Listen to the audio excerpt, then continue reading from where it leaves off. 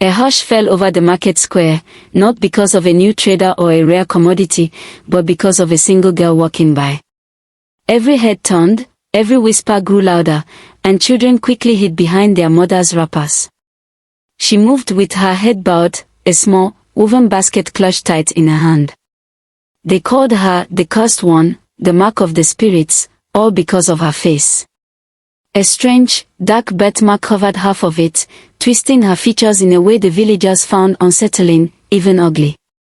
They didn't know the secret that posed beneath her skin, or the ancient power that watched her every step from the whispering river. And they certainly didn't know the shocking truth about what would happen when the river finally decided to show its hand. Her name was Adamma.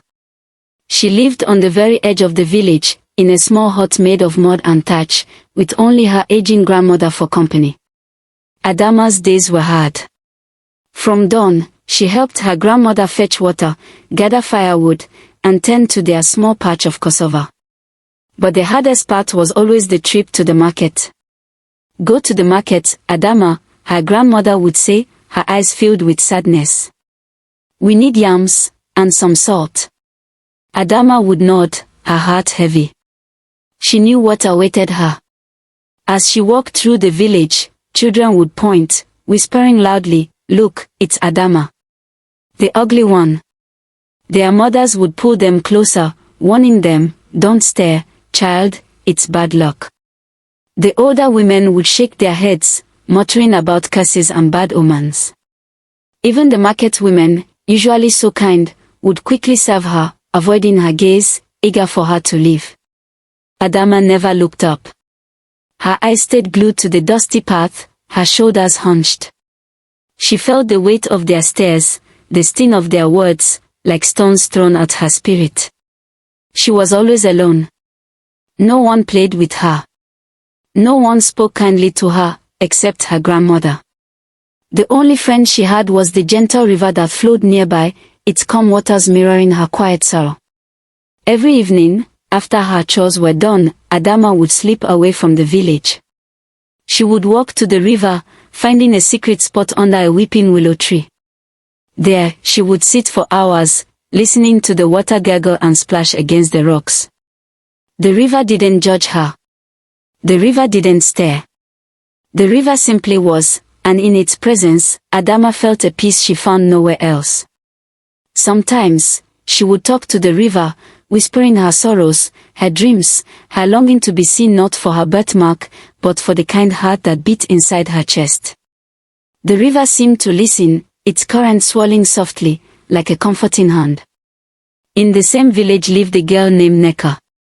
Neka was the most beautiful girl anyone had ever seen.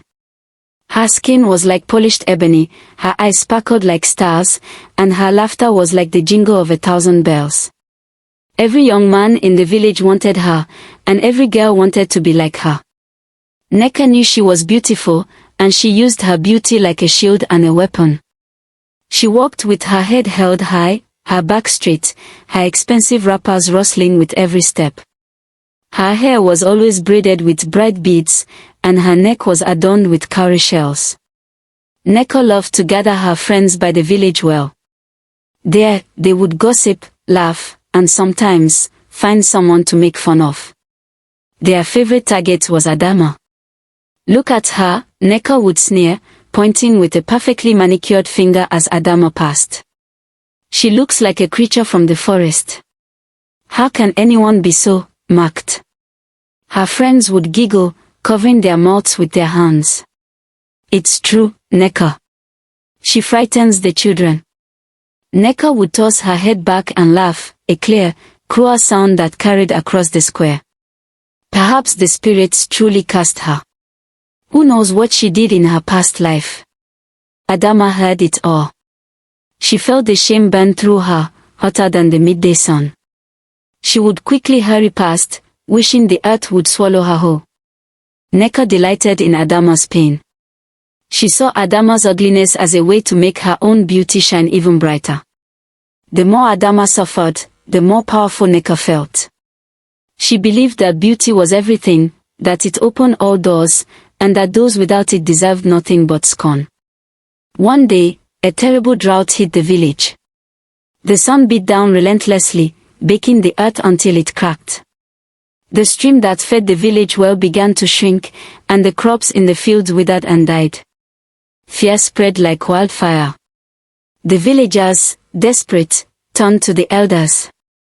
"The river spirit is angry," the chief elder declared, his voice grave. "We have not shown it enough respect. We must make offerings, or our thirst will consume us all." Everyone began to bring their best offerings to the riverbank: yams, kola nuts, palm wine, carved wooden figures. Adamma, too, brought her offering, a small, perfectly ripe mango, the only fruit from her grandmother's struggling tree.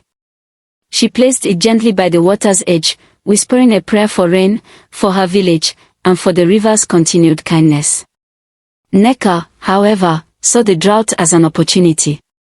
She had heard the whispers from the elders, tales of the river spirit's sacred pool, deep within the river, where the waters never dried up.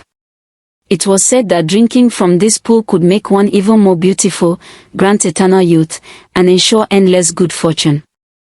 Nneka, already so vain, became obsessed. She believed that if she could drink from that sacred pool, her beauty would be unmatched, and she would have power over everyone. She didn't care about the village's thirst, she only cared about herself. "Imagine," she told her closest friend, Amora, one evening. "If I could drink from the river spirit's pool, I would be unstoppable.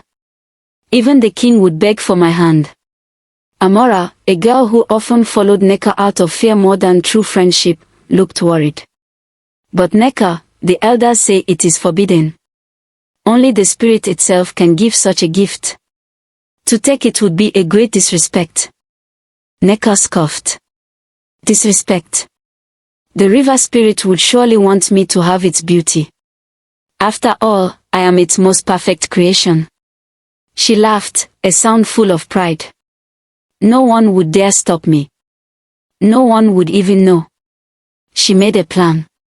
Under the cover of darkness, when the moon was thin and the village slept, Nneka would sneak to the river. She would follow the river upstream, deep into the forbidden paths, until she found the sacred pool. She would feel her god and drink until her beauty was beyond compare. That same night, Adamma couldn't sleep. The heat was stifling, and the silence of the parched village pressed down on her. She felt drawn to the river, a strange pull in her heart. She slipped out of her hut, careful not to wake her grandmother, and made her way to her usual spot under the weeping willow. As she sat there, she heard a faint splashing sound, further upstream. It was not the gentle gurgle of the river. It was hurried, clumsy. Curiosity, a rare feeling for Adamma, pushed her forward. She moved silently, like a shadow among the trees, following the sound. She peered through the thick bushes and gasped. It was Nneka. Nneka, clad in dark clothes, was trying to climb over slippery rocks, her large gourd clutched tightly. Adamma watched as Nneka struggled, muttering to herself, her face a mask of determination and greed. Adamma followed her silently, keeping out of sight. She watched Nneka finally reach a hidden, shimmering pool, nestled between ancient, moss-covered rocks. The water in this pool glowed faintly, even in the moonlight. It was truly beautiful, and truly sacred. Adamma had only heard whispers of this place. Nneka, breathing heavily, knelt by the edge of the pool. She dipped her gourd in, her eyes shining with triumph. At last, she whispered, "Unending beauty will be mine." Just as Nneka brought the gourd to her lips, a deep, resonant voice echoed through the night. It wasn't loud, but it filled the air, shaking the very leaves on the trees. "Stop!" Nneka froze, the gourd trembling in her hands. She looked around frantically, but saw no one. Then, from the glowing pool, a figure began to rise. It was tall and graceful, made of shimmering water and moonlight. Its eyes were ancient and wise, holding the calm power of the deepest currents. It was the river spirit. Nneka dropped her gourd with a clatter. Her face, usually so proud, turned pale with terror. She tried to scramble backward, but her legs felt like jelly. The river spirit looked at Neka, its voice calm but firm. You come into my sacred place, not to show respect, not to seek aid for your suffering village, but to steal my essence for your vanity. You, who scorn those I have blessed in ways you cannot comprehend. You, who use your outward beauty to inflict pain. Neka trembled, unable to speak. Then, the river spirit turned its gaze to Adamma, who was still hidden in the bushes, her heart pounding. The spirit's eyes, usually so stern, softened. Come forward, child, the spirit's voice called out, gentle as a flowing stream. Adamma, trembling but feeling a strange sense of calm, stepped out from behind the bushes. She knelt before the majestic spirit, her head bowed in respect. Adamma, the spirit said, its voice filled with warmth. You, who have shown true respect, who have found solace and peace in my waters, who offer kindness even when scorned. They call your mark a curse, an ugliness. But they do not see with their hearts. Your mark, child, is a sign of my ancient blessing, a connection to the very pulse of this river, a hidden power that lies within you. Adamma looked up, her eyes wide with wonder. The spirit raised a shimmering hand and pointed a finger at Neka. Neka, the spirit boomed, its voice now laced with power. You have defiled this sacred place with your greed and cruelty. Your outward beauty is a mask for the ugliness within. And so, your mask shall be revealed. As the spirit spoke, a strange light began to glow around Neka. Her beautiful face started to twist. Her smooth skin became rough, her sparkling eyes dulled, and her perfect features contorted into a grotesque, fearful expression. Her once lovely laughter turned into a gurgling, strangled sound. She shrieked, clutching at her face, but the transformation was complete. The face that had once radiated beauty now mirrored the malice and envy that had lived in her heart. She was a horrid sight, a true reflection of her inner ugliness. Then, the spirit turned back to Adamma. It gently touched the birthmark on Adamma's face. A brilliant, ethereal light burst forth from it, warm and comforting. The dark mark began to glow, then shimmer, and slowly, it receded, dissolving into the very light it emitted. As the light faded, Adamma's face was revealed. Her features were perfectly balanced, her eyes shone with kindness, and a radiant glow seemed to come from within her, making her truly breathtaking. Her beauty was not just skin deep, it was a reflection of the pure, gentle spirit that had endured so much. The river spirit's voice filled the air one last time. Let this be a lesson for all. True beauty is not in the skin, but in the heart. Kindness, respect, and humility are the most precious adornments. Those who seek only outward vanity and inflict pain will find their true selves revealed. And those who are scorned for their outward appearance may hold the greatest blessings within. With those words, the river spirit slowly dissolved back into the glowing pool, leaving Adamma and the now hideous Neka alone by the riverbank. Neka, seeing her reflection in the still water, let out a piercing scream. Her voice was raw with horror and disbelief. She touched her twisted face, feeling the rough texture, the changed contours. Her once confident hands now trembled with a terror she had never known. She tried to run, stumbled over the rocks, and fell into the shallow parts of the river, sobbing uncontrollably. The water she had sought for endless beauty now mocked her, showing her grotesque reflection. She clawed her way out, desperate to escape, and fled into the darkness, her wails echoing through the silent night. Adamma, on the other hand, stood rooted to the spot, her hand touching her now smooth, radiant face. She couldn't believe it. The mark was gone. And in its place, a warmth, a light that felt like home. She looked at her reflection in the river, not just seeing beauty, but seeing herself, truly seen, for the first time. A deep sense of gratitude filled her heart. She knelt by the water, offering a silent prayer of thanks to the benevolent river spirit. As the first rays of dawn touched the sky, Adamma returned to the village. She walked with her head held high, not out of pride, but out of a newfound inner strength. The villagers were just beginning to stir, preparing for another day of drought. Suddenly, a group of women emerged from their huts, carrying their water pots. They stopped dead in their tracks when they saw Adamma. Their eyes widened, their mouths dropped open. Who is that?" one whispered, pointing. Another gasped. It's Adamma." "But how?" Whispers turned to cries of astonishment. People spilled out of their huts, drawn by the commotion. They saw Adamma, glowing with a soft, undeniable beauty, a beauty that seemed to calm the very air around her. Her eyes, which had always held a sorrowful look, now sparkled with gentle joy. Then, someone cried out, "Look! It's Neka." From the other end of the village, a hunched figure stumbled forward. It was Neka, her clothes torn, her hair disheveled, and her face was a nightmare. The villagers recoiled in horror, some screaming, some covering their children's eyes. Neka looked around, her eyes wild with fear and shame, and then, seeing their reactions, she let out a choked sob and ran, disappearing into the thick forest surrounding the village. No one dared to follow. The transformation of both girls spread like wildfire through the village.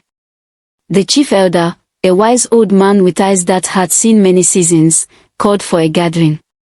Adamma, now adorned in simple but elegant clothes given to her by awestruck villagers, stood before them, serene and graceful. The elder spoke, his voice filled with gravity. "The river spirit has spoken. It has shown us what true beauty means. For too long, we judged Adamma by her outward appearance, by a mark that was, in truth, a blessing. We shamed her, we scorned her, and in our blindness, we glorified Neka's vanity and cruelty." He looked at Adamma, his gaze filled with respect. "Adamma, you have always held a pure heart. You have always been kind. And now, the Spirit has revealed the beauty that always resided within you, for all to see." He then spoke of Neka. Neka's beauty was a lie, a thin veil over a heart filled with pride and malice. The Spirit has stripped that veil away, revealing her true self. Let this be a harsh lesson for us all, to look beyond the skin, to value character above all else. From that day forward, everything changed in the village. The drought finally broke, and gentle rains began to fall, healing the parched earth.